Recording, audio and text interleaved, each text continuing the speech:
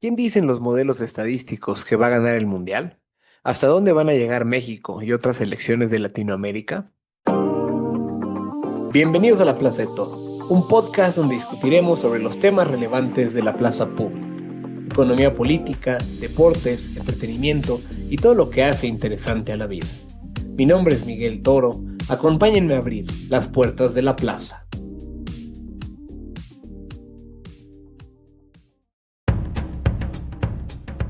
Estamos a unos días de que empiece el Mundial de Fútbol y finalmente parece que se siente la fiebre mundialista. En los meses anteriores hemos visto todo tipo de polémicas alrededor del torneo que han disminuido la emoción que siente la gente. Por un lado, tuvimos el premio entre comillas a la paz que le dieron a Trump en el sorteo en diciembre, para después pasar al desastre que fue la venta de boletos a precios usureros para partidos donde en Estados Unidos ni siquiera les dan visa a los jugadores o aficionados de esos países. Para los que estamos en México, nos ha tocado ver todo tipo de obras públicas mal hechas y tardías, como la remodelación del aeropuerto de la Ciudad de México, la línea del metro en Monterrey, o la súbita ajolotización de una ciudad cada vez más pintada de lila. Para los que no viven aquí, busquen en Google a qué me refiero con los ajolotes morados de la Ciudad de México. Pero ya estamos por arrancar y seguramente ya llenaron alguna quiniela y tendrán sus favoritos para campeón. El día de hoy conversaremos sobre los resultados que arrojan los modelos predictivos del Mundial. A la par de las corazonadas y la intuición de sus amigos y familiares, ahora también están las predicciones estadísticas que hacen los algoritmos. Bancos de inversión, estadísticos famosos, científicos de datos y hasta supercomputadoras recopilan una gran cantidad de información sobre las selecciones y sus jugadores para correr sus modelos y ofrecer múltiples respuestas. En el episodio de hoy vamos a platicar con Jorge Pérez, politólogo del ITAM, que estudia la maestría en Ciencia de Datos y Política Pública en la Escuela de Gobierno y Transformación Pública del Tecnológico de Monterrey. Él es un gran aficionado al fútbol y ha desarrollado su propio modelo.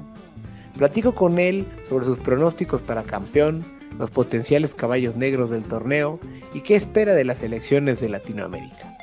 Pero para que este episodio sea de mayor provecho para ustedes, contrastaré sus pronósticos con las predicciones del modelo de Goldman Sachs y el de Nate Silver. ¿Cómo le van a ir a los distintos países? Al volver en la Plaza de Toro. Durante muchos años el problema del golf en México no fue el golf, fue el acceso. No sabías qué campos existían, a quién llamar, si podías jugar sin ser socio o cómo reservar. En GoGolf estamos quitando esas fricciones, abriendo puertas y creando un nuevo mercado digital para que jugar golf sea tan simple como encontrar, reservar y jugar. Si quieres saber más, entra a gogolf.mx.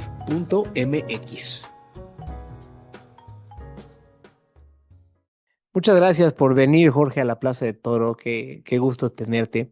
Y quisiera comenzar un poco por platicar contigo sobre algo que me llamó la atención cuando te conocí, que es que además de que tú eres alguien que le interesa mucho el Mundial, ahorita que estamos grabando, traes puesto tu chamarra de México, tú has desarrollado un modelo predictivo para tratar de anticipar los distintos resultados de los partidos. Y obviamente ya hay toda una industria de modelos predictivos de fútbol y en general de deportes que utilizan distintas herramientas de ciencia de datos y técnicas estadísticas y econométricas y demás para poder buscar predecir algunos de estos resultados. Cada modelo es diferente y tienden a encontrar resultados diversos, en algunos convergen. Platícanos un poco de en qué consiste tu modelo, cómo lo hiciste, qué datos utilizaste, variables, un poco. Platícanos cómo armaste tu modelo.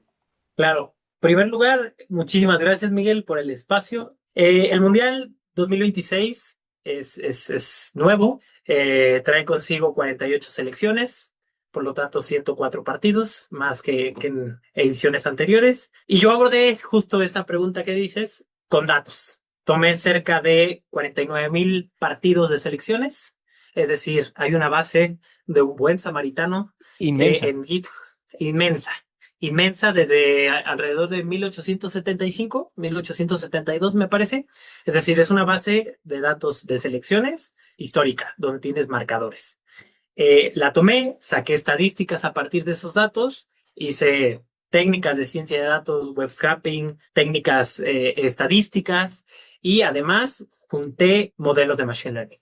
Conseguí los datos a través de distintas páginas de internet, como SofaScore, Football Reference, ESPN.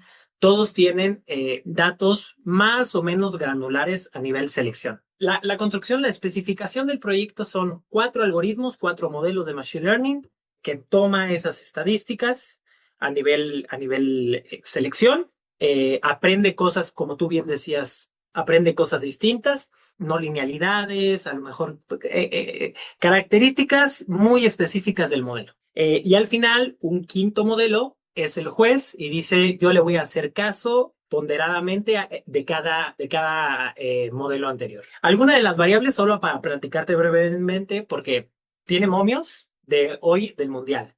Scrapé momios del Mundial 2018, Mundial 2022, scrapé momios de amistosos, todo esto para agarrarlos como variables, ¿no? Pero entre muchas de las variables que tengo son, por ejemplo, te voy a decir como las categorías de las variables, no cada variable en específico.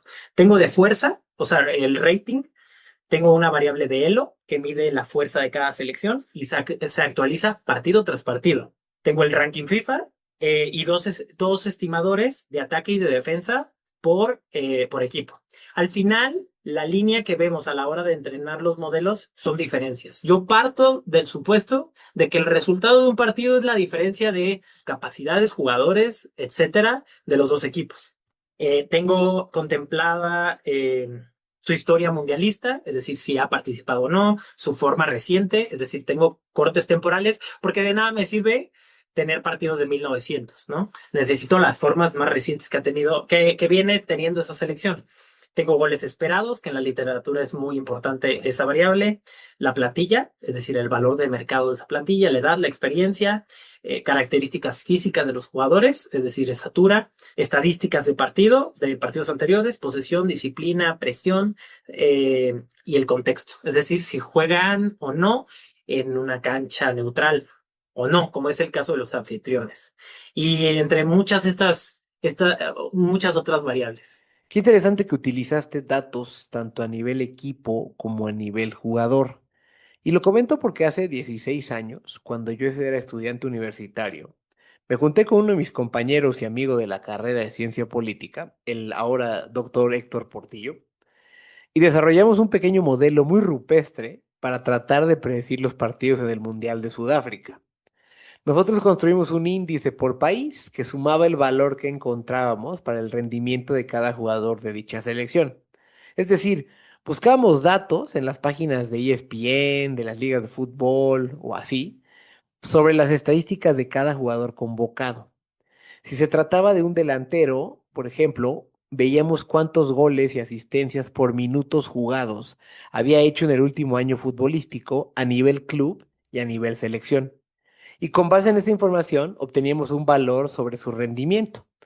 Algo parecido hacíamos con otras posiciones, aunque ahí importaban más otras variables de corte defensivo, como atajadas o duelos ganados. Pero la idea era encontrar un valor del rendimiento anual de cada jugador, hacer una suma ponderada de eso en el índice y encontrar un valor para cada selección.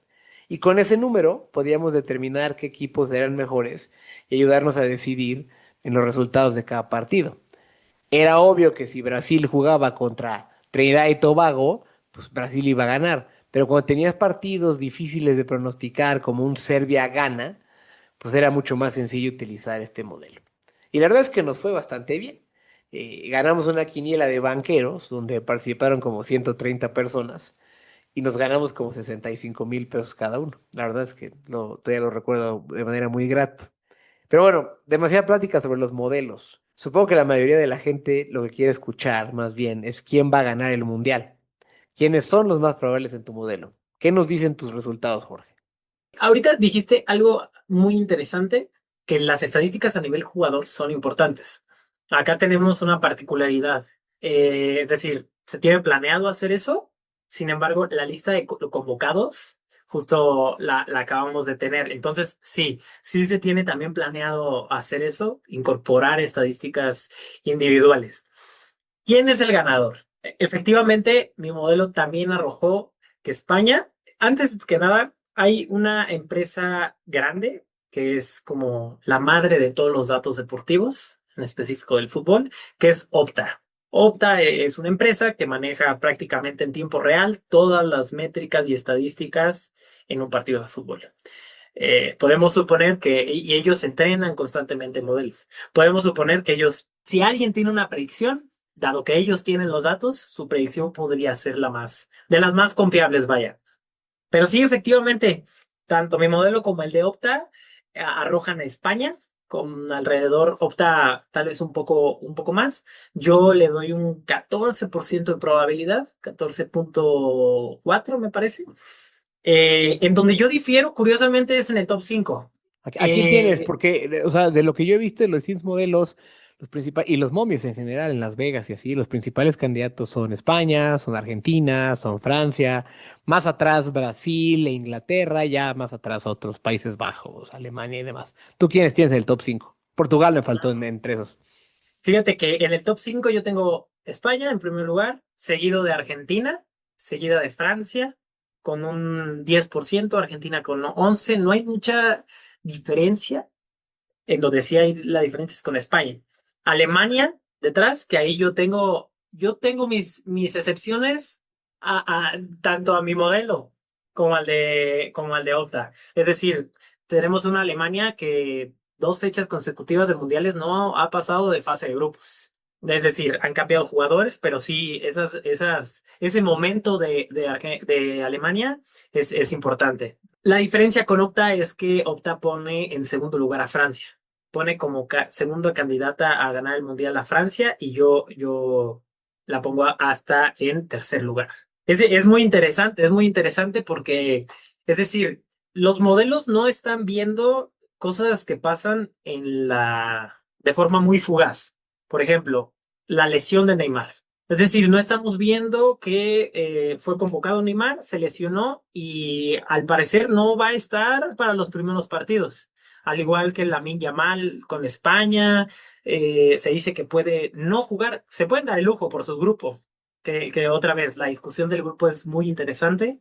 Hay muchas combinaciones posibles. Tenemos también la convocatoria de Inglaterra, que en lo personal a mí me sorprendió que no llamaran a Cole Palmer y a Phil Foden. Es de las cosas que un modelo no necesariamente puede ver, al menos como está construido ahorita, se podría implementar.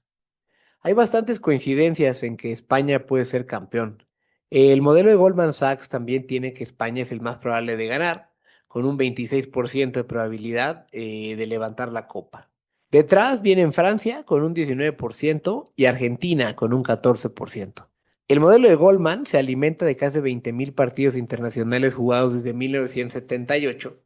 El sistema de puntuación ILO, que mide la fuerza relativa de cada selección, talento ofensivo, variables de forma, e inclusive la de resaca de campeón, que es un poco esta tendencia de que el campeón defensor no rinde igual que el mundial pasado. Y ellos sí pronosticaron todo el bracket completo, de 16 de final en adelante, dibujando una semifinal europea entre Francia y España y otra semifinal sudamericana entre Argentina y Brasil. Ellos ven a España derrotando a Argentina en la final en Nueva York.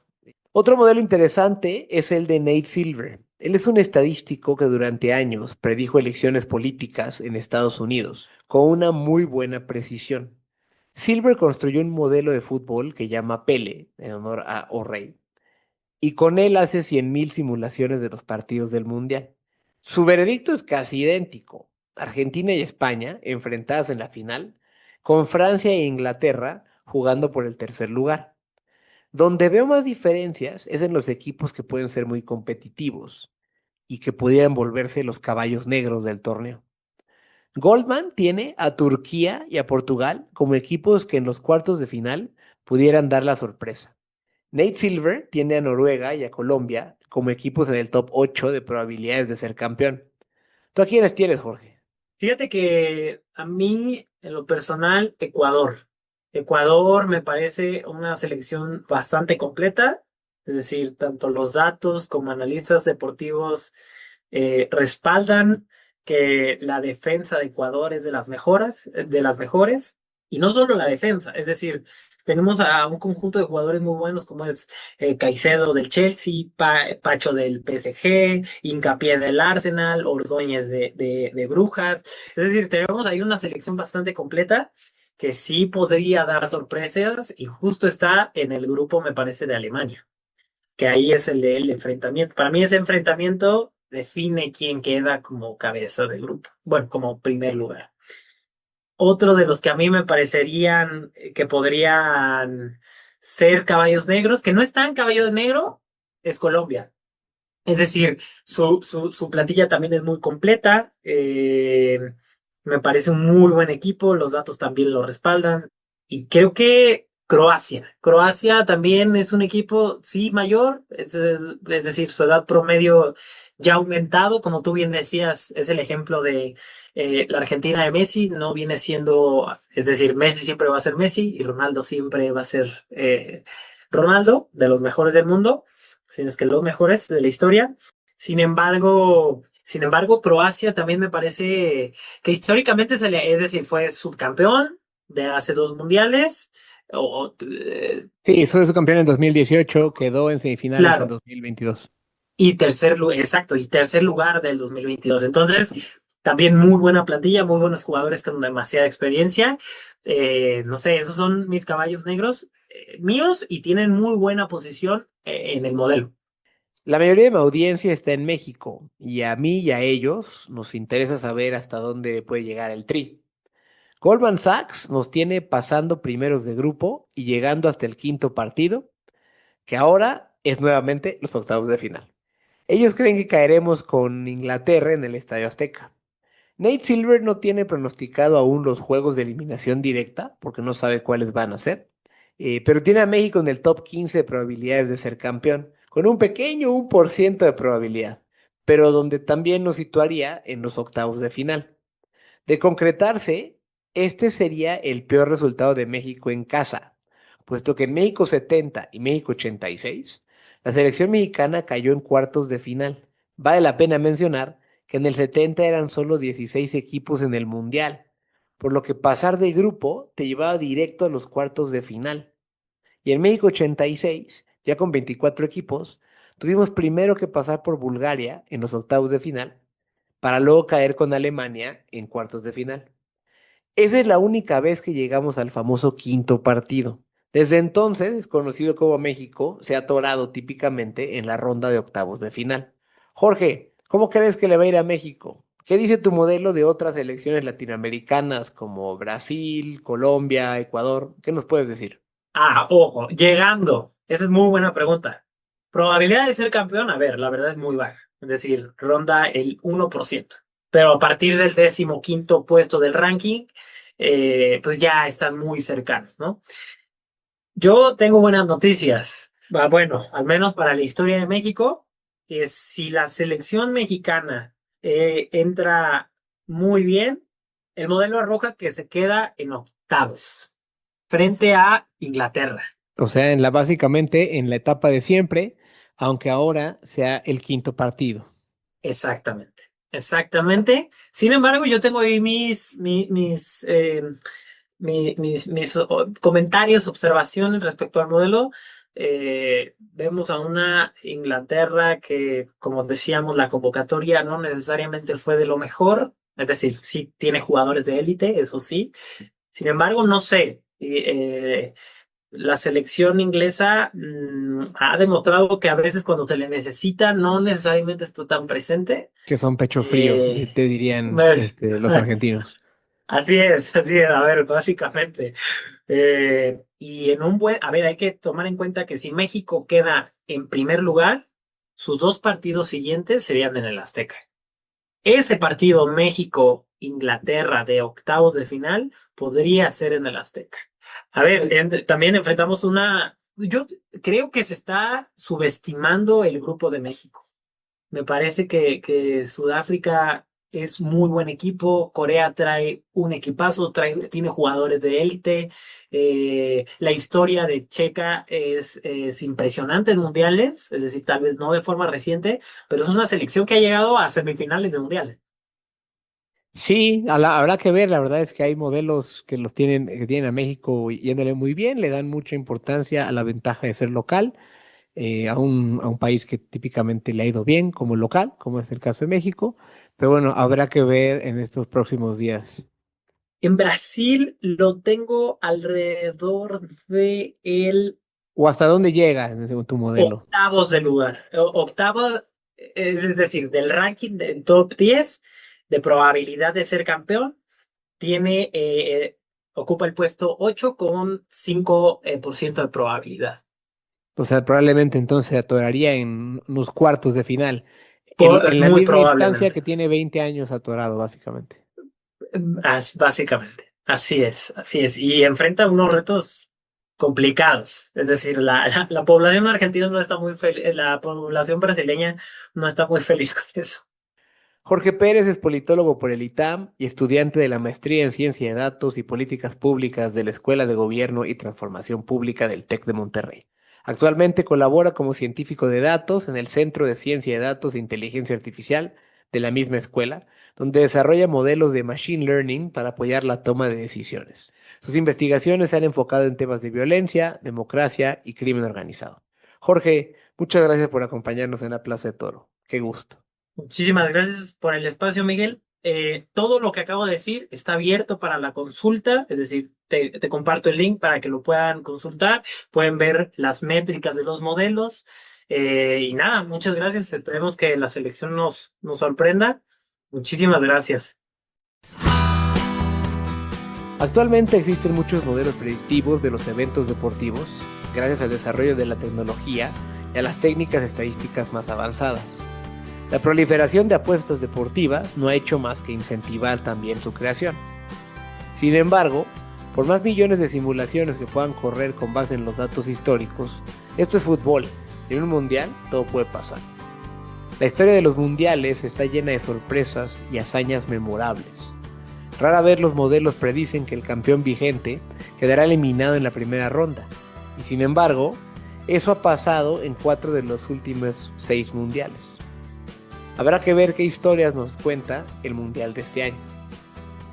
Siguiendo la temática futbolera, en el próximo episodio de La Plaza de Toro, conversaremos sobre una de las maneras en que los equipos de fútbol pueden influir en su comunidad en términos de desarrollo social.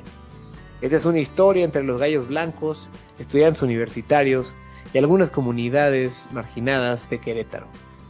Hasta entonces.